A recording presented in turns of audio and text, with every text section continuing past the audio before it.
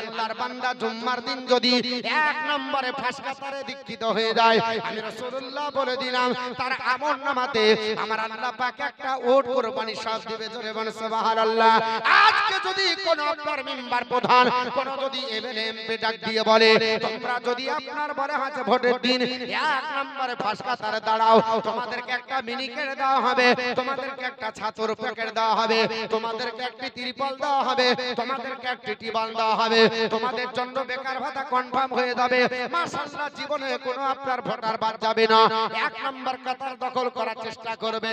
অথচ নবী আমার ঘোষণা করলে এ আমার সাহাবারা তোমরা শুনে রেখে দাও, আল্লাহর বান্দা যদি আপনার জুম্মার দিনে গোসলের মতো গোসল সুন্দর করে এক নম্বরে যদি দীক্ষিত হয়ে যায় একটা ওট কুরবানি সব পাবে। ও মুসলমান, একটা ওট কুরবানি দেওয়া আপনার আমার জন্য সম্ভব নয়, কারণ 1.5 থেকে 2 লক্ষ টাকা খরচ হবে। এটা প্রতি জুম্মাতে আপনি করতে পারেন, বছরে 52টা জুম্মা হবে, 52টা বছরে ওট কুরবানি সব পাবে। নবী বললেন সাহাবারা এক নম্বরে যদি না হতে পারো 2 নাম্বার তো হতে পারবে, চেষ্টা চালিয়ে চলে যাও।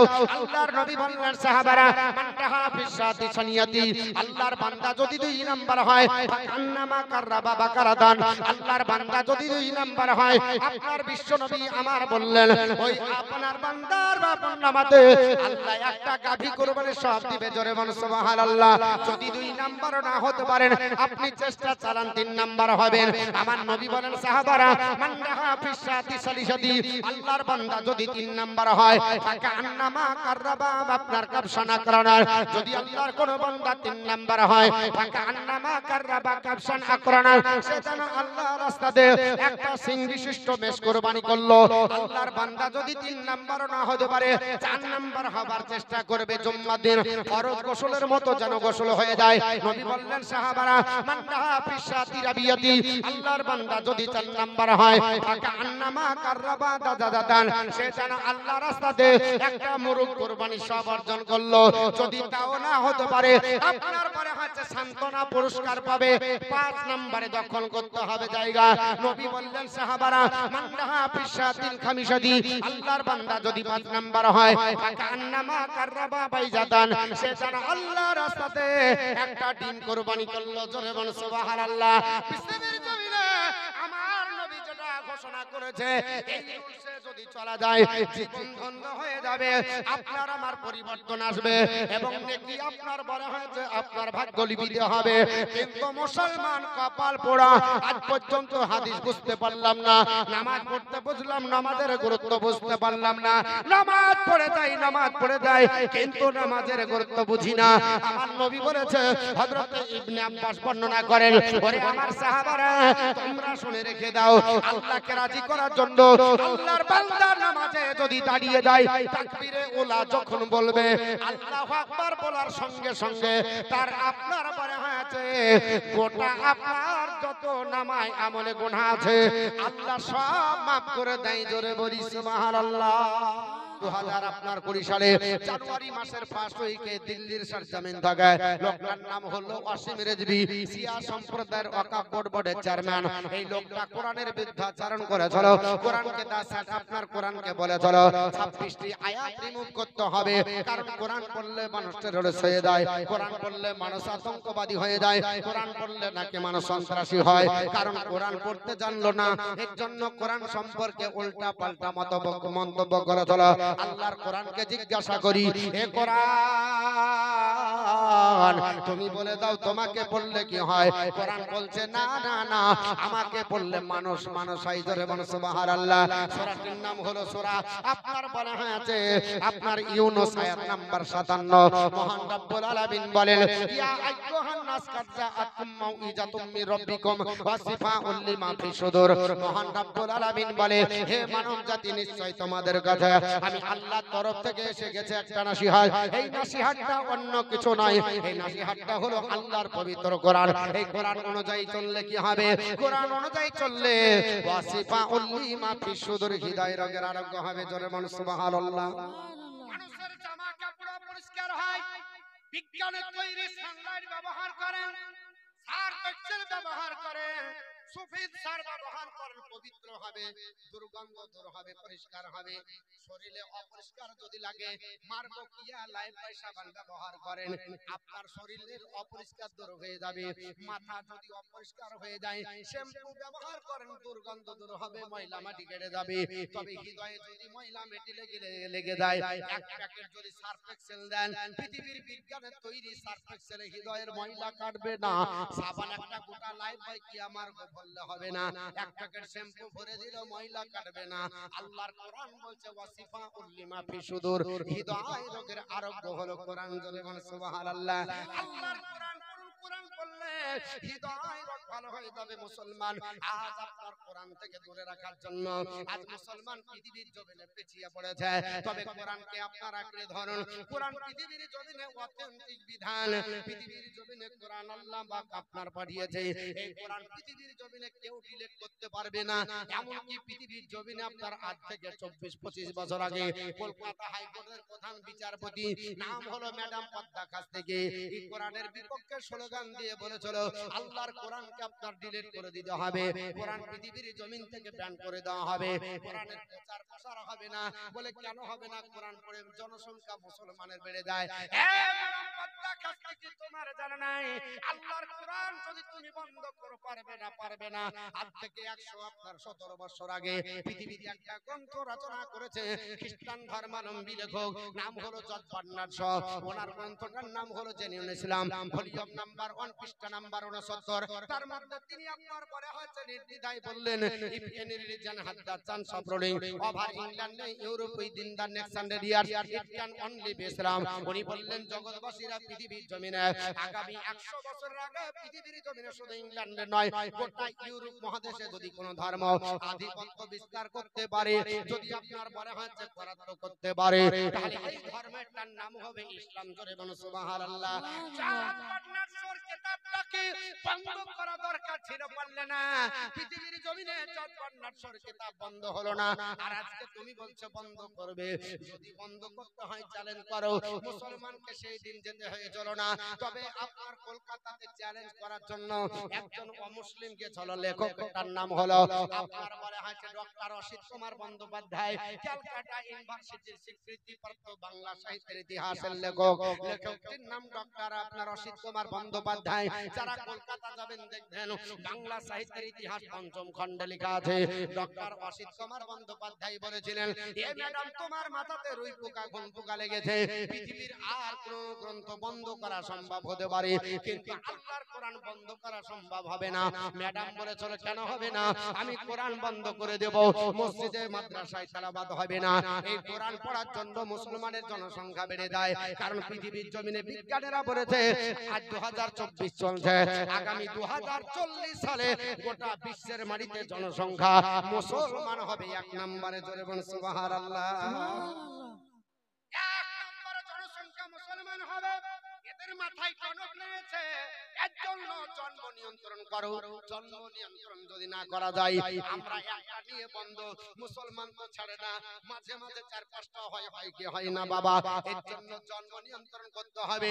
আপনার সার্টিফিকেট ইন্টার বেশি যদি হয়ে যায়, আপনি যাবার পরে জন্ম সার্টিফিকেট পেতে আপনার কষ্ট হবে, কারণ জন্ম দিবেন আপনি, ভাত খাওয়াবেন আপনি, ওয়ার আপনার ব্যথা লাগবে, মনে হচ্ছে ওই ভাত দিবে বাবা। পৃথিবীর জমিনে আজকে নবী আমার বলেছে আমার উম্মত বাড়াও, উম্মত বাড়াও, উম্মত বাড়াও, মুসলমানের জনসংখ্যা বেড়ে যাবে। তাই আপনাদেরকে বলতে চাইছিলাম, মুসলমান পৃথিবীর জমিনে আপনার মুসলমান 1 নম্বরে দাঁড়িয়ে যাবে। তো আপনার বলে হচ্ছে ম্যাডাম পদ্মা খাস থেকে আল্লাহর কোরআন বন্ধ করে দিবে, চ্যালেঞ্জ ঘোষণা করে দিল। আজ থেকে 25 বছর আগের ঘটনা বলছি বাবা।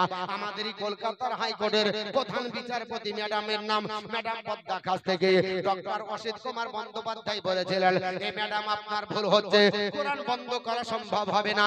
বলে আমি চ্যালেঞ্জ করছি বন্ধ হবে। উনি বললেন তাই যদি হয়, বাজারে 300 টাকা দিয়ে কোরআন পাওয়া যায়, কোরআন নিয়ে এসো, বস্তায় ভরো, রামায়ণ বস্তায় ভরো, মহাভারত বস্তায় ভরো, গীতা বস্তায় ভরো, কোরআন বস্তায় ভরো, জিন্দাবাস্তা বস্তায় ভরো, ত্রিপিটক ভরো, গ্রন্থ সাহেব ভরো। এইভাবে মুখ বাঁধার পরে হাওড়া ব্রিজে নিয়ে যাও, জলাশয়ে নিমজ্জিত করো, 1 বছর সময় দেব, রামায়ণ তৈরি করো, বাল্মীকি রচনা করা রামায়ণ তৈরি করে দেখাতে হবে। ম্যাডাম বলেছিল হবে না। এ ম্যাডাম কেন হবে না? বলে রামায়ণের হাতে পাওয়া যাবে না, এর জন্য তৈরি হবে না। রামায়ণ যিনি লিখতে জানতেন তিনি রামায়ণের গল্পটা জানতেন না, আর যিনি আপনার গল্পটা জানতেন উনি তো লিখতে জানতেন না, এই জন্য আপনার হাফেজও পাওয়া যাবে না, অতএব লেখা সম্ভব হবে না। বলে 2 বছর সময় দেব, মহাভারত তৈরি করো, কাল্পনিক উপন্যাস তৈরি করো। বলে এই কাল্পনিক উপন্যাস এটাও তৈরি সম্ভব নয়, কারণ এর হাফেজ পৃথিবীতে নাই। 3 বছর সময় দেব। হিন্দু শাস্ত্রের আপনার বলা হয়েছে মহামূল্যবান গ্রন্থ, যেটাকে পবিত্র গ্রন্থ বলা হয়, নাম হলো তার গীতা। এই গীতাটা তৈরি করে দেখাও। উনি বললেন সম্ভব না, গীতার হাফেজ হরকেল দিয়ে খুঁজলো, গোটা বিশ্বের মাটিতে পাওয়া যাবে না। বলে 4 বছর সময় দেব। হিন্দু শাস্ত্রের প্রাচীন গ্রন্থ, নাম হলো তার পুরাণ, 18 খণ্ডে বিভক্ত, তৈরি করে দেখাও। বলে তাও সম্ভব হবে না। বলে 4 বছর দিলে হবে না। বলে না, 5 বছর সময় দেব, আপনার 4টা বেদ তৈরি করো, তাও সম্ভব হবে না। 6 বছর সময় দেব, আপনার ত্রিপিটক তৈরি করো। বলে তাও সম্ভব হবে না, এর হাফেজ পাওয়া যাবে না। আপনার 7 বছর সময় দেব, জিন্দাবাস্তা তৈরি করো। বলে তাও সম্ভব হবে না, এর হাফেজ পৃথিবীতে পাওয়া যাবে না। 8 বছর সময় দেব, আপনার বলে হয়েছে পৃথিবীর জমিনে গ্রন্থ সাহেব তৈরি করো। বলে তাও সম্ভব হবে না, এর হাফেজ পাওয়া যাবে না। এ ম্যাডাম পদ্মা কাস্তিকি, 8 বছর লাগবে না, 8 আপনার মাসের দরকার নাই, 8 দিনেরও প্রয়োজন নাই। মাত্র 1 দিনের 8 ঘন্টা যদি মুসলমানের মাদ্রাসার একটা হাফেজে কোরআনকে 8 ঘন্টা সময় দেওয়া যায়, সূরা ফাতিহার আলিফ লাম থেকে শুরু করবে আর সূরা নাসের সিন পর্যন্ত এক জায়গায় দাঁড়িয়ে 8 ঘন্টার ব্যবধানে টোটাল রেকর্ডিং করা কোরআন শুনিয়ে দিতে পারে। পারে না? পারে না? পারে। অতএব যে কোরআন হৃদয়ে রেকর্ডিং করা, একটা না কোটি কোটি হাফেজে কোরআন আজ বন্ধ করবে, সকালবেলা রেকর্ডিং বেরিয়ে দিবে। একদিনে হাজার হাজার কোটি কোটি কোরআনের জেরক্স মেশিন বসে আছে, বের করে দিবে। পৃথিবীর কোরআন বাতে একটা বই কেউ এ টু জেড মুখস্থ করে শোনাও। কেন? আল্লাহ বলেছেন নাহনু নাযালনা যিকরা ওয়া ইন্না লাহু লাহাফিজুন। কোরআন আমি আল্লাহ পাক অবতীর্ণ করেছি, আর সংরক্ষণ করার দায়িত্ব আমি আল্লাহর হাতে। আমি আল্লাহ মোল্লার হাতে ছেড়ে দিইনি যে মোল্লারা যা খুশি তাই করে। অতএব আমি আল্লাহর হাতে কোরআনকে ডিলিট করা, জোরে বলেন, ডিলিট করা সম্ভব? সম্ভব হবে? সম্ভব হবে না। মোল্লার দ্বারা সম্ভব, কোরআনকে আপনার ডিলিট করা সম্ভব হবে না। এই বর্তমান যুগে এর জন্য ভারতবর্ষের প্রথম প্রধানমন্ত্রী নাম হলো শ্রীমতী ইন্দিরা গান্ধী। 1982 সালে দিল্লির পার্লামেন্টে উনি বলতে বাধ্য হয়ে গেছিলেন, এ জগৎবাসী, ইসলাম ধর্মের লিডার নাম হলো মুহাম্মদ রাসূলুল্লাহ সাল্লাল্লাহু আলাইহি ওয়াসাল্লাম এমন একজন ব্যক্তিত্বের অধিকারী, not only founded a new religion but also establish a polity. শুধুমাত্র মুসলমানদের তিনি নেতা নয়, তিনি সমগ্র মানব জাতির জন্য লিডার। আপনার মুহাম্মদ রাসূলুল্লাহ set a shining example to his people, his character was pure and stainless. তিনি এমন একজন ব্যক্তিত্বের অধিকারী যার চরিত্র আপনার বলা হচ্ছে নিষ্কলঙ্ক, যার চরিত্রে কোনো কলঙ্কর দাগ নাই। গোটা বিশ্বের মাটিতে তিনি হচ্ছেন মডেল। সুবহানাল্লাহ। আর সেই মডেলের কাছে কোরআন এসেছে হেফাজতে। কোরআন পড়লে মানুষ সঠিক পথ পায়, কোরআন পড়লে মানুষ পথভ্রষ্ট হয় না। তো নবী আমার বললেন সাহাবারা একে অপরকে ভালোবাসো, আরশের নিচে পাবে জায়গা, একে অপরকে ঘৃণা করো। আরশের নিচে জায়গা হবে 5 নম্বরে কারা হবে? আপনার বলা হচ্ছে নবী আমার পবিত্র জবান দ্বারা বললেন, এ আমার সাহাবারা যদি পৃথিবীর জমিনে 5 নম্বরে আরশের নিচে জায়গা দিতে হয়, ওই শ্রেণীর ভিতরে হতে হবে কে? নবী বললেন আমার সাহাবারা রাজুলুন কলাবাত ইমরাআতুন জাতিন মানসুবিন জামালিন ফাকালা ইন্নী আখাফুল্লাহ। নবী আমার বললেন সাহাবারা যদি কোনো সম্ভ্রান্ত ঘরের মহিলা দেখতে লাবণ্যময় চেহারা হয়, সুদর্শন চেহারার অধিকারী হয়, লাবণ্যময় টলফিকার মহিলা যদি হাতছানি দিয়ে ডাকে, এ যুবক তোমার জন্য আমি পাগল পারা, যুবক যদি তার দিকে হাতছানি না দিয়ে যে যদি বলে ইন্নী আখাফুল্লাহ, আমি আল্লাহকে ভয় করছি, যদি পালিয়ে দেয়, ওই যুবকটা আল্লাহর আরশের নিচে জায়গা পাবে। জোরে বলুন। আমরা নিরাপত্তা দিতে পারি? নবী বলেছেন একজন মুসলমান, একজন পুরুষের দায়িত্ব হচ্ছে একজন নারীর নিরাপত্তা দেওয়া। যদি নিরাপত্তা দিতে পারতাম তাহলে ধর্ষণ আর হতো না। আপনার আমার দায়িত্ব হচ্ছে কোন অসহায় মহিলা যদি রাস্তায় থাকে তাকে সাহায্য করে তার গন্তব্যস্থান পৌঁছে দেওয়া, এটা হলো ঈমানি দায়িত্ব। তার বাড়ি পর্যন্ত পৌঁছে দেওয়া ঈমানি দায়িত্ব। আজ ভাবতে অবাক লাগে, পার্ক উঠেছে, পার্ক পার্কে যাবার পরে কবিতরের মতো ডিম দিচ্ছে, বিবাহ না হয়েও বাচ্চা হয়।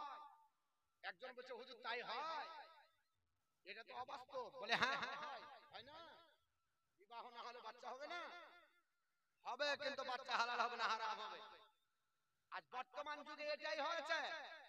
একজন ছেলে একজন মেয়ে তারা যে কর্মকলা করে এটা সব জেনা হয়। বাপ যদি মনে করেন ফোনে মিষ্টি মিষ্টি কথা বলবো ওটা জেনা নাই, তা নয়, ওটাও জেনা। ওটা কিসের জেনা? একজনের মুখের জেনা, একজনের কানের জেনা। যে শুনলো তার কানে জেনা হলো, যে বললো তার মুখের জেনা হলো। হাত ধরে বান্ধবীর সঙ্গে যাচ্ছে, বলছে কে? বলে এটা আমার বান্ধবী। আস্তাগফিরুল্লাহ। একজন মহিলার হাত ধরা ওটাও হচ্ছে হাতের জেনা। অর্ধেকে আপনার পদপথের মাধ্যমে হেঁটে যাওয়া ওটাও হচ্ছে পায়ের জেনা। তার দিকে তাকানো ওটা চোখের জেনা। সব মিলে ইনপুট করার জেনা হয়ে যাবে। আল্লাহর নবী সাল্লাল্লাহু আলাইহি সাল্লাম বলেন আল মারআতু আওরাতুন, একজন মহিলা হচ্ছে আওরাত ঢাকার জিনিস। ইন্নাহা, আপনার বলা আছে যখন আপনার বলা আছে ওই মহিলা আপনার বাড়ি থেকে বেরিয়ে যায় তখন তার উপরে আপনার বলা আছে শয়তান তাকে চক্র দিয়ে ঘোরাবে। আজ বাড়ি থেকে বেরিয়ে যাচ্ছে, যুবকরা বেরিয়ে যাচ্ছে, আপনার বলা আছে আজকে জেনার, আপনার বলা আছে জেনা বেড়ে গেছে, বাড়ি জেনা কমেছে, বেড়ে গেছে। জেনা হচ্ছে ঘরে ঘরে জেনা। আমি বলবো আজকে এই জেনা থেকে আমাদেরকে বাঁচতে হবে। শুনেন, পাহাড় পরিমাণেও যদি গুনাহ করেন আর আল্লাহর কাছে তওবা যদি করেন, আমার আল্লাহ তওবার দুয়ার খুলে রেখেছে। মনে করেন জীবনের আমার এটাই হচ্ছে শেষ বক্তব্য, আমি আর শুনবো না, তবে আজকে তওবা করব। আল্লাহর নবীর আপনার বলা আছে জামানার পরে আমিরুল মুমিনিন খলিফাতুল মুসলিমিন উমর রাদিয়াল্লাহু তাআলা আনহুর জামানার একটা ঘটনা আপনাদের শোনাই। আল্লাহর নবী ওমর, আল্লাহর নবী হযরতে বিশ্ব নবীর ইন্তিকালের পরে দ্বিতীয় খলিফা নির্বাচন হলেন ওমর। ওমরের জামানায় মসজিদে নববীর একজন হাবিব, কোন মসজিদ? যে মসজিদে এক ওয়াক্ত নামাজ পড়লে আল্লাহর নবী বলেছে 50,000 আপনার রক্তের সমান নেকি হয়। জোরে বলুন সুবহানাল্লাহ। ওই মসজিদে আপনার নববীতে ইবাদত করে, 5 ওয়াক্ত নামাজ পড়ে, আর আপনার এশার নামাজের পরে সারা রাত্রি নফলে কাটিয়ে দেয়। ফজরের নামাজ পর তাড়াতাড়ি বাপের জন্য ওযু গোসলের পানি নেবার জন্য আপনার চলে যায়। ওই যুবকটা একদিন এমন আপনার ঘটনা, আল্লাহর বান্দা যুবক আপনার আব্বা জানের জন্য পানি দিতে চলে যায়। আজকে বর্তমানের যুবকরা যাবে নাকি আমার আব্বা জান উঠবে আমি ওযু গোসলের পানি দিব, দিবে? বলে বাপ তুমি আপনার পরে হাত মরে বিছানায় পড়ে থাকো, আমার আপনার খবর নেওয়ার সময় নাই। আপনি যদি বারবার করে আপনার দরজার কাছে ডাকেন, বেটা উল্টো চাপ দিবে, আমাদের ঘুমানো দেখতে পারে না, লজ্জায় আপনাকে দরজা থেকে বেরিয়ে যেতে হবে। আল্লাহর বান্দা যুবক প্রতিদিন ফজরের নামাজের পরে বাপের জন্য তাড়াতাড়ি চলে যায়, যাবার পর ওযু গোসলের পানি দেয়। এই রকম যুবক প্রতিদিন করে। হঠাৎ করে একদিনের ঘটনা, মসজিদে নববী থেকে বেরিয়ে যাবে আল্লাহর একজন বান্দি, মদিনার সুদর্শন চেহারার অধিকারী, যাকে মদিনার বিশ্ব সুন্দরী বলা হয়। ওই মহিলাটা মসজিদে নববী থেকে একটু দূরে রাস্তায় দাঁড়িয়ে ওই যুবকের জন্য ইন্তজার করে, কারণ ওয়েটিং ইজ মেন্টালি টর্চার, অপেক্ষা করা হলো মানসিক আঘাত। ওই যুবতীটা আপনার মনে মনে চিন্তা করে, যুবক যেমনি বেরিয়ে যাবে যুবককে ধরে দুটো মনের কথা বলবো। আল্লাহর বান্দা যেমনি চলে যায় সঙ্গে সঙ্গে রাস্তায় দাঁড়িয়ে গেল। ওই দাঁড়িয়ে যাওয়ার পরে যুবতীটা ডাক দিয়ে বলে, যুবক রে, আমি তোমার জন্য পাগল পারা, আমার সঙ্গে দুটো কথা বলে চলে যাও। আল্লাহর ওই বান্দা বলেছিল ইন্নী আখাফুল্লাহ, আমি আল্লাহকে ভয় করি। জোরে বলুন সুবহানাল্লাহ। কারণ নবী বলেছে ও যুবক আর যুবতীরা দুটো জিনিসের গ্যারান্টি দাও, আমি জান্নাতের গ্যারান্টি দেব। সাহাবারা বললেন নবী গো কোন দুটো জিনিস? আল্লাহর নবী বললেন 1 নাম্বার জিহ্বার গ্যারান্টি দাও, এই জিহ্বার দ্বারা মিথ্যা কথা বলনি, সুদের টাকা ঘুষের টাকা হারাম খাবার খাওনি। এই আপনার পরে হচ্ছে জবানে যদি সংযতা রক্ষা করতে পারো, আমি রাসূলুল্লাহ জান্নাতের গ্যারান্টি দেব। আর 2 নম্বরে গুপ্তাঙ্গের গ্যারান্টি দাও, আমি রাসূলুল্লাহ জান্নাতের গ্যারান্টি দেব। সাহাবারা আপনার পরে হচ্ছে শুনে চলো। তাই এই আপনার মহিলাটার ডাক দিয়ে বলল, ওরে আল্লাহর বান্দা আমার সঙ্গে দুটো কথা বলো। যুবক বলল না ইন্নী আখাফুল্লাহ, আমি আল্লাহকে ভয় করছি বলে পালিয়ে গেল। একদিন গেল, 2 দিন গেল, 1 মাস গেল, 2 মাস গেল, যখন 1 বছর 2 বছর পার হয়ে গেল, মেয়েটা ধৈর্যের বাঁধ ভেঙে গেল। আমি সামান্য একটা যুবকের জন্য এতদিন ধরে আপনার মসজিদে নববীর রাস্তায় দাঁড়িয়ে থাকি, এই যুবক আমাকে পাত্তা দেয় না, অতএব আমার দরকার নাই, কারণ আমাকে তো আল্লাহ অনেক চেহারা দিয়েছে। আমি অন্যদিকে আপনার বলে হয়েছে কাজ চালাবো। এই বলে বাড়িতে যাবার পরে বিছানায় ঘুমাবে। হঠাৎ করে শয়তান যেন তাকে আপনার বলে হয়েছে মন্ত্র পড়ায়, কারণ ইন্না শাইতানা লিল ইনসানি আদুব্বুম মুবিন। নিশ্চয় শয়তান হলো মানুষের জন্য প্রকাশ্য দুশমন। জোরে বলো নাউজুবিল্লাহ। শয়তান ওয়াসওয়াসা দিয়ে বলে, এরে আল্লাহর বান্দি, তোর চেহারা এত সুন্দর, তোকে আল্লাহ এত সুন্দর চেহারা দিয়েছে, গোটা মদিনার পুরুষেরা তোকে দেখে পাগল হয়ে যায়, সামান্য একটা যুবককে পাগল বানাতে পারলি না। মেয়েটার মনের মধ্যে কনফিউজ দাঁড়িয়ে গেল, তাই তো আমি আপনার পরে হাজার যুবককে আমার পরে করতে পারলাম না, অথচ গোটা মদিনার যুবক পাগল হয়ে যায়। তারপরে দিন বলল আর এক চান্স দেখবো যুবককে পারি কিনা। তারপরে দিন আবার মসজিদে নববীর রাস্তা ঘেরলো, আবার যুবক চলে যায় ফজরের নামাজের পরে। আল্লাহর বান্দাকে ডাক দিয়ে বলে, যুবক আমার সঙ্গে দুটো কথা বলো, তুমি কত অহংকার করো। আল্লাহ তো অহংকারীকে ভালোবাসে না। আল্লাহর বান্দা বলল, কেন রে? এই আল্লাহর বান্দি কি বলতে চাচ্ছে, কেন তুই আমার পেছন লেগেছিস? আল্লাহর বান্দাটাকে যখন ওই যুবতী শুনলে কথা বলতে বলল, শোনো যুবক, আমি শুধু তোমার ইন্ট্রোডাকশন নেব, তোমার সঙ্গে কোনো দরকার নাই, শুধু তোমার ইন্ট্রোডাকশন পরিচয় পত্র নেব, কোন বংশের সন্তান, কে তোমার বাপ, কি করো তুমি, কেন সারা রাত্রি মসজিদে নববীতে থাকো? আল্লাহর বান্দা বলল, ওরে আল্লাহর বান্দি শোন, আমি মসজিদে নববীতে ইবাদত করি, আল্লাহর নফল কাটিয়ে আপনার সারা রাত্রি কাটাই, আমি আল্লাহকে রাজি করার জন্য। আর ফজরের পরে দাঁড়াই না, শুধু আমার আব্বা জানের জন্য ওযু গোসলের পানি দিব, ফজরের নামাজ আমার আব্বা পড়বে, মসজিদে নববীতে আসতে পারে না তার জন্য। আল্লাহর বান্দি এই বলে পালিয়ে গেল। আল্লাহর বান্দার মনের মধ্যে কনফিউজ দাঁড়িয়ে গেল, মেয়েটার উদ্দেশ্য তো খারাপ না, খারাপ হলে হয়তো আমাকে বাইনা করত, প্রপোজ করত, কিছু বন্ধ। আল্লাহর বান্দি আপনার চলে গেল, কোনোই কথা তো বলল না, শুধু পরিচয় পত্র নিল। বাড়িতে যাওয়ার পর যুবকের মনে মনে চিন্তা হলো, মেয়েটা নিশ্চয় হয়তো খারাপ ছিল না, ভালো, তার জন্য পালিয়ে গেল। মনের মধ্যে প্রশ্ন দাঁড়িয়ে গেল, আল্লাহর বান্দি পৃথিবীর জমিনে যাবার পরে আবার তারপরে দিন এসেছে, আল্লাহর বান্দা পৃথিবীর জমিনে মসজিদে নববীতে ইবাদত করার পরে আবার ফজরের নামাজ পড়ে সালাম ফিরে চলে গেল। আল্লাহর বান্দি আবার দাঁড়িয়ে গেল, দাঁড়িয়ে যাবার পরে বলছে, যুবক কি ব্যাপার, ভালো আছে তো, ইবাদত ভালো মন্দ হয়, এই জিজ্ঞেস করে আবার আপনার মেয়েটা চলে গেল। এই করে প্রতিদিন ধরেন কথাবার্তা বলতে যায়। আচ্ছা বলেন তো, কথাবার্তা বলতে বলতে তো সম্পর্ক হয়, ঠিক না বেঠিক বাবা? এমন একটা আপনার দৃশ্য দর্শন হলো, এমন একটা সিচুয়েশন তৈরি হলো, আল্লাহর বান্দাটা আপনার প্রতিদিন ওই মেয়েটার সঙ্গে আপনার কথাবার্তা বলে, বলতে বলতে এমন একটা পর্যায়ে দাঁড়িয়ে গেল, ওর সঙ্গে একটা আপনার সম্পর্ক তৈরি হয়ে গেল। অর্ধেকটা রাত্রি আল্লাহর ইবাদত করে, আর অর্ধেকটা রাত্রি মেয়েটার জন্য গল্প করার জন্য দেয়। মেয়েটা দেখলো আমার প্রতি পুরো ইনভলভ হয়ে গেছে, আমার প্রতি আসক্ত হয়ে গেছে। এখন যদি আপনার বলা হয়েছে দাবাত দি, দাবাত গ্রহণ করবে। মেয়েটা বলল, যুবক রে, এতদিন ধরে যে কথা বলছো কি কারণে, আমার প্রতি কি তোমার কোনো আপনার দুর্বলতা এসেছে? ডাক দিয়ে বলল, না আমি তা না, বলে আমি তোমাকে এমন ভালোবাসি জান অপেক্ষা। মেয়েটা যখন বলেছে, ছেলে বলছে এই তো আমার মতোই হয়েছে, ছেলেটাও বলছে আমিও তেমনই ভালোবাসি। এই করে একটা সম্পর্ক তৈরি হয়ে গেল। মসজিদে নববীর একটা আবিদ, সারা জীবন ধরে 5 ওয়াক্ত নামাজ পড়েছে এবং আপনার তাহাজ্জুদ করেছে, নফল ইবাদতে সারা রাত্রি কাটিয়ে দিল, অথচ একটা মেয়ের আপনার পরে কবলে পড়ি আপনার কমজোর হয়ে গেল ঈমান, আপনার মনে হয়েছে দুর্বল হয়ে গেল ঈমান। আল্লাহর বান্দি ডাক দিয়ে বলে, যুবক যদি অতই ভালোবাসা দেখাতে হয়, একদিন মসজিদে নববীর ইবাদত বندگی ত্যাগ করে আমার সঙ্গে মদিনার বাইরে যেতে হবে। জোরে বলুন আস্তাগফিরুল্লাহ। আল্লাহর বান্দা বলল, তাতেই রাজি। এবার আপনার মনে হয়েছে দিন তারিখ নির্দিষ্ট হলো, মসজিদে নববীর ইবাদত বندگی ত্যাগ করে মেয়েটার সঙ্গে মদিনার বাইরে চলে গেল, মরুভূমিতে হানিমুন করতে গেল।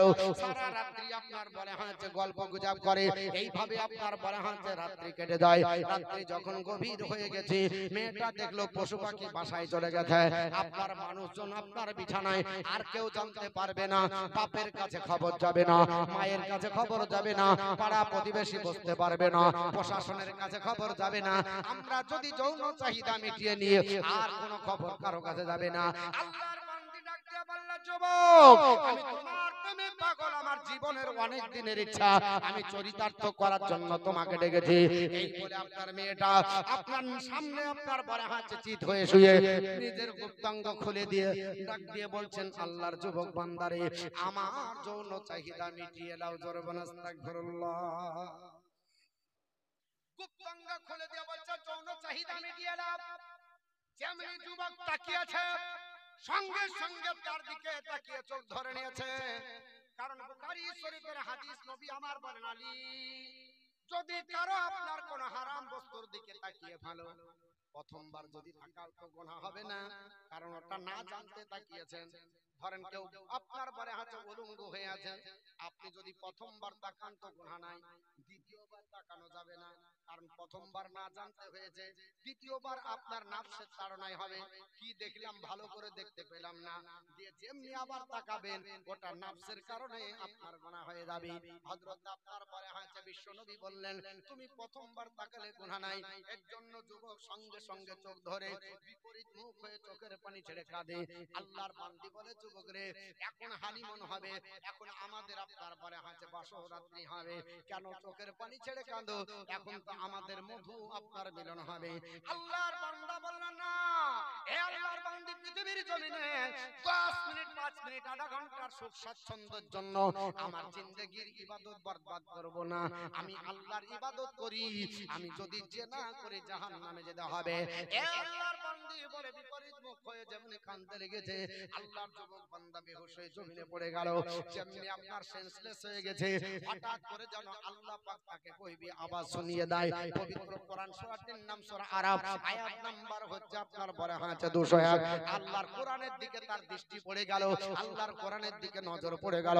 আমার আল্লাহ কোরআনে বলেছে, ইন্নাল্লাযিনা তাকাউ ইজা মাসসাহুম তাইফুম মিনাশ শাইতান তাযাক্কারু ফাইদাহুম মুবসিরুন।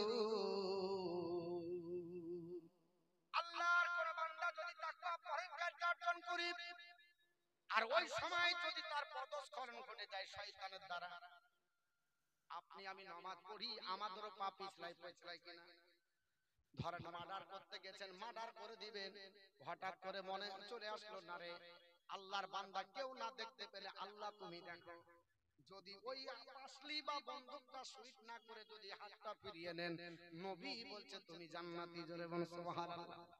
জেনা করতে গেছে, উলঙ্গ হয়ে গেছে মেয়েটা, হাত ছাড়ি দিয়ে ডাক দেয়, বলে, ওরে যুবক, আমার চাহিদা মিটিয়ে দাও। আপনি বলেন, ইন্নী আখাফুল্লাহ, আমি আল্লাহকে ভয় করি। ওখান থেকে পালিয়ে আসেন। নবী বলছে জান্নাতি মেহমানকে দেখে নাও। জোরে বলুন।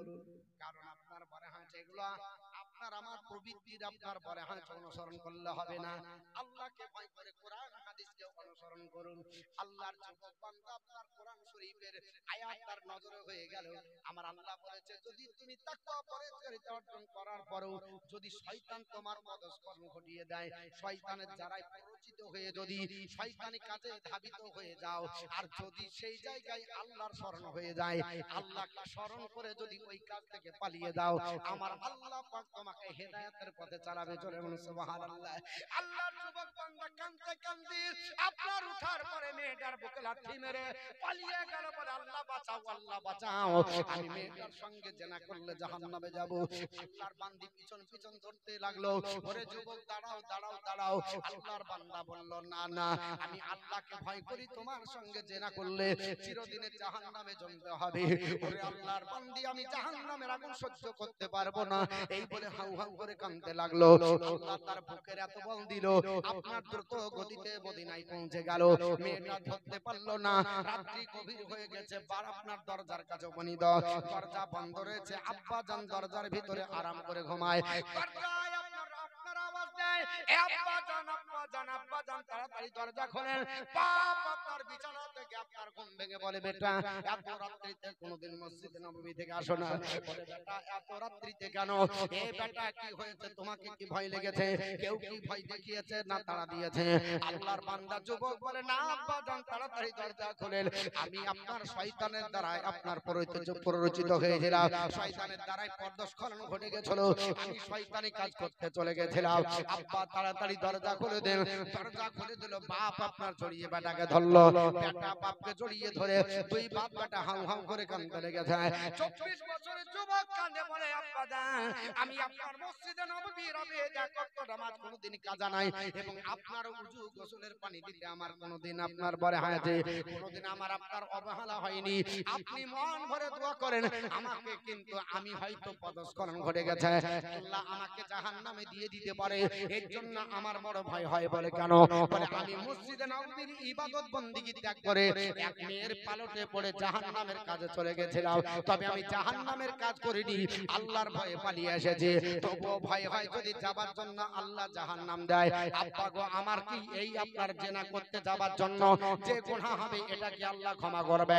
আল্লাহর আপনার বান্দা বাপ বলে, বেটা কোরআনে পড়নি, মহান রব্বুল আলামিন বলেছে আপনার ইয়া আইয়ুহাল্লাযিনা আমানু, ইয়া আইয়ুহাল্লাযিনা আমানু তাকুল্লাহা, ইয়া আইয়ুহাল্লাযিনা আমানু তুবু ইলাল্লাহি তাওবাতান নাসুহা। আমার আল্লাহ পাক বলেছে, হে ঈমানদারেরা, হে ঈমানদার বান্দা বান্দীরা, তওবা করো, তওবাতুন নাসুহা, আর জীবনে কোনো খারাপ কাজ করবে না, তওবাতুন নাসুহা করো, ইন্নাহু হুয়া তাওয়াবুর রহিম। নিশ্চয় আল্লাহ তওবা কবুলকারী এবং দয়ালু। এবং সুবহানাল্লাহ। এ বেটা, আল্লাহর দরবারে তওবা করো। বলে আব্বা জান, তওবা করলে আল্লাহ মাফ করবে। আল্লাহ বলেছে তওবা কবুলকারী, সঙ্গে সঙ্গে তওবা করলো, আস্তাগফিরুল্লাহ রাব্বি মিন কুল্লি যামবি ওয়া তুবু ইলাইহি, লা হাওলা ওয়ালা কুওয়াতা ইল্লা বিল্লাহিল আলিয়্যিল আযীম। যেমনি তওবা করেছে আল্লাহর বান্দাকে বাপ বলে, বেটা একবার তাসদিদে ইসলাম কবুল করে নাও, একবার নতুন করে কলমা পড়ো। আমার নবী বলেছে, লাকিনু মাউতাকুম লা ইলাহা ইল্লাল্লাহ, মৃত্যু মুখে কেউ যদি পতিত হয় কলমার তানকিন দাও, কলমা পড়াও। ওগো নবীজি, কেন কলমা পড়াবো? আমার নবী বললেন, সাহাবারা, মান কানা আকিরু কালামিহি লা ইলাহা ইল্লাল্লাহ দাখালাল জান্নাহ, যার জীবনের শেষ বাক্য হবে লা ইলাহা ইল্লাল্লাহ মুহাম্মাদুর রাসূলুল্লাহ সাল্লাল্লাহু আলাইহি সাল্লাম, আর জীবনে অন্য বাক্য বলেনি, এরপরেই যদি মৃত্যু হয়ে যায় জানবে সে জান্নাতি মেহমান। করে বলেন সুবহানাল্লাহ। এর জন্য আহলে সুন্নাত ওয়াল জামাতের আকীদার আমরা একজন লোক কলমা পড়ায়, কলমা পড়তে পড়তে যদি মৃত্যু হয় তাহলে লোকটা জান্নাতি হয়ে যাবে। এর জন্য আপনার বলা হয় আল্লাহর বান্দা তিনি কলমা পড়তে পড়তে শেষ করেছেন, আল্লাহর হুকুম হয়ে গেল। আমার আল্লাহ বলেছে, ইজাজা আজালহা, করে আমার বান্দা বান্দি যদি মৃত্যু আমি ঘোষণা করে দিই, এক সেকেন্ড আগে পরে হবে না। আইনামা তাকুন ইদরুকুমুল মাউত, বান্দা বান্দি যেখানেই থাকো মৃত্যু তোমাকে পাকড়াও করবে। ওয়ালাউ কুনতুম ফি বুরুজিম মুশাইয়্যিদা, যদি শক্ত দুর্গের ভিতরে, যদি তালাবদ্ধ ভাবে যদি তুমি মনে করে বাক্স বানাবো, আর লোহার বাক্সের ভিতরেও যদি আত্মগোপন করো, তবুও তোমার মৃত্যুর হাত থেকে রক্ষা নয়, কারণ আল্লাহ পাক তোমাকে মৃত্যু দিবে, এই মৃত্যুর হাত থেকে কেউ বাঁচতে পারবে না। আল্লাহর হুকুম হয়ে গেল। মহান রব্বুল আলামিন বলে, ইসরাইল, আল্লাহ খবর বলেন, বলে তাড়াতাড়ি দুনিয়ায় চলে যা, আমার ওই যুবক বান্দার প্রাণ হরণ করতে হবে। আল্লাহর হুকুম হয়ে গেল, যুবক বান্দা বাপের কোলে ঢলে পড়ে গেল। ইন্না লিল্লাহি ওয়া ইন্না ইলাইহি রাজিউন। আল্লাহর বান্দা মৃত্যুবরণ করলো, বাপ চিন্তায় চিন্তিত হয়ে গেল, বলে মাবুদ, আমার বেটা পৃথিবীর জমিনে মসজিদে নববীর ইবাদত ছিল, ইবাদতকারী ছিল, এক ওয়াক্ত নামাজ কাজা নাই, জীবনে কোনোদিন নামাজ কাজা করেনি, আমারও আপনার ওযু গোসলের পানি দিতে জীবনে কোনোদিন ভুল করেনি। আল্লাহ পৃথিবীর জমিনে আমার বেটা এমন একটা কাজ করলো, একটা নারীর প্রেমে পাগল হয়ে জেনা করতে গেছিল।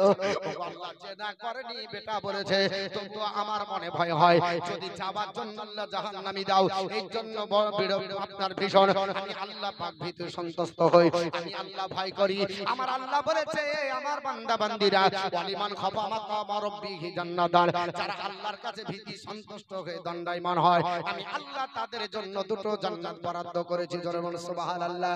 আল্লাহর বান্দা পৃথিবীর জমিনে কাউকে জানালো না, একাই আপনার ছেলের গোসল দিল, একাই আপনার মনে হয়েছে কবর খনন করে রাতারাতি একাই আপনার দাফন করে দিল। আপনার মনে হয়েছে দাফন করার পরে ফজরের আযান হয় মসজিদে নববীতে, আসসালাতু খায়রুম মিনান নাম, আযান হচ্ছে, আপনার মনে হয়েছে নামাজ ঘুম হইতে উত্তম। আপনার মনে হয়েছে যখন আযান হয়ে গেল, সমস্ত মুসল্লিরা উমরের পিছনে নামাজ পড়ার জন্য দৌড়ে বাপ চিন্তা করতেছে আল্লাহ আজ আপনার সবাই যাবে উমরের পিছনে ইক্তেদা করবে, আর আমার ছেলে পৃথিবীর জমিনে 24 বছরের জীবনে এক ওয়াক্ত নামাজ কাজা নাই। আজ আমার বেটা আপনার নামাজে যেতে পারলো না, বেটাকে দাফন করে আমাকে একা যেতে হবে। আপনার বাপ আপনার বলে হাতে চোখের আপনার পানি নিয়ে, মান ভরা ব্যথা আপনার চোখ ভরা পানি নিয়ে আল্লাহর নবীর আপনার হাতে গড়া মসজিদে নববীতে উমারের পিছনে ইক্তেদা করে দাঁড়িয়ে গেল। উমর রাদিয়াল্লাহু তাআলা 2 রাকাত নামাজ পড়ালেন। নামাজের পর সালাম ফিরে তাসবিহ তাহলিল কোরআন তেলাওয়াত সাহাবীরা করতেছেন। উমর আপনার পিছনে ঘুরে তাকিয়ে দেখে ওই আল্লাহর নবীর যুবক সাহাবীর আপনার ছেলে আব্বা জান চোখের পানি ছেড়ে কাঁদে। ব্যাটারে চলে গেলি উমরের পিছনে ফজরের নামাজ আর হলো না। তবে যদি পৃথিবীর জমিনে ভালো কাজের জন্য যদি কাঁদতাম না, আপনার বেটা মারা গেছে, মা মারা গেছে, আপনার বোন মারা গেছে, সন্তান সন্ততি মারা গেল, আব্বা জান গেল, এর জন্য কাঁদা যাবে কি যাবে না? ও মুসলমান আপনার ভালো করে শুনেন, যদি পৃথিবীর জমিনে কেউ আত্মীয় স্বজন মারা যায় আপনার বিলাপ করা হারাম, বিলাপ করা যাবে না।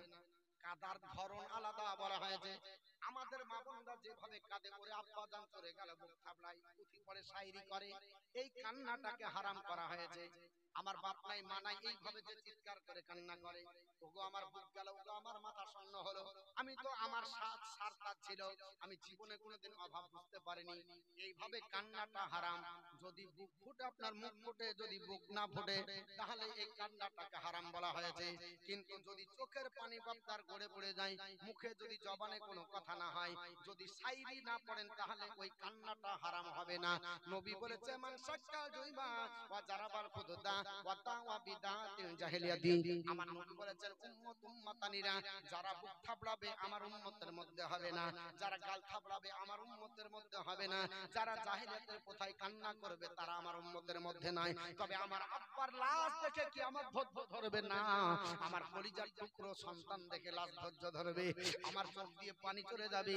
আল্লাহর নবী বলছে ওই পানি যদি ঝরে যায় তাহলে তোমার কোনো গুনাহ হবে না, কারণ তোমার হৃদয় থেকে আপনার কান্নাটা এসেছে।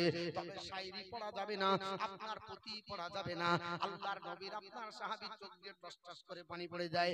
ওমর ডাক দিয়ে বলে আল্লাহর বান্দা, এই মসজিদে নববীতে সবাই তাসবিহ তাহলিল করে, কোরআন তেলাওয়াত করে, তোমার চোখে জল কেন? ওমরকে ডাক দিয়ে বলে হুজুর গো, আমার আপনার মসজিদে নববীর একটা আপনার বলে হচ্ছে আবিদ সন্তান, এক ওয়াক্ত জীবনে নামাজ কাজা করেনি এবং আমার উঁচু গোসলের পানি দিতে কোনোদিন আপনার দ্বিধা করেনি। হুজুর আর ছেলেটাকে কবরস্থ করে আপনার বলা হয়েছে জানাইনি আপনাকে, লজ্জার খাতিরে কাউকে বললাম না, কারণ আমার ছেলেকে আমি একাই দাফন করে চলে এসেছি।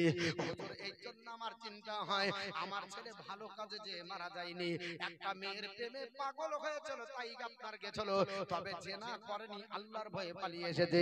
হুজুর আপনি আমার ছেলের কবরটা জিয়ারত করে বলতে পারেন আমার ছেলের কবরটা আপনার কি অবস্থায় আছে?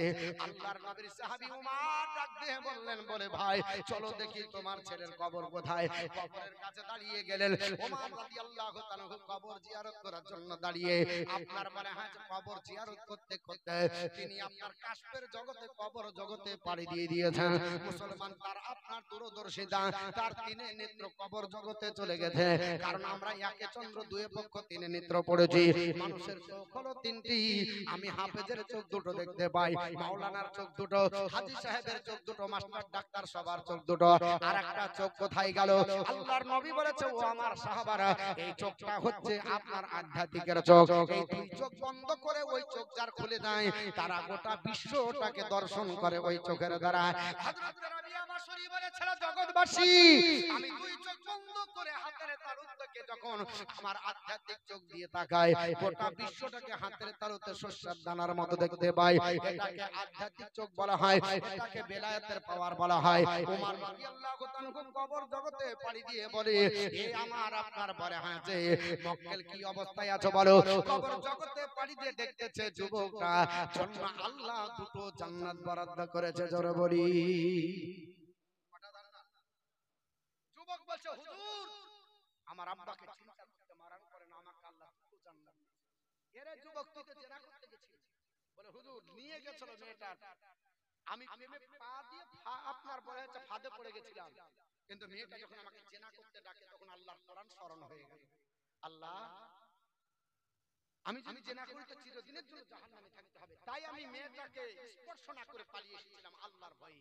নবী বলেছে ওয়ালিমান খাফা, নবী বলেছে আপনার বলে হচ্ছে রাজুলুন তারাবাত ইমরাতুন জাতিন মানসুবিন জামানিন ফাকালা ইন্নী আখাফুল্লাহ, যদি কোন মহিলা হাত ছাড়ি দিয়ে ডাক দেয় আসো আমার সঙ্গে জেনা করো, আর ছেলে যদি বলে দেয় আমি আল্লাহকে ভয় করছি বলে যদি পালিয়ে আসে, ওই যুবকটা আল্লাহর আরশের নিচে জায়গা পাবে। আমি তাই করেছি, তাই আমাকে আল্লাহ আরশের নিচে জায়গা দিয়েছে।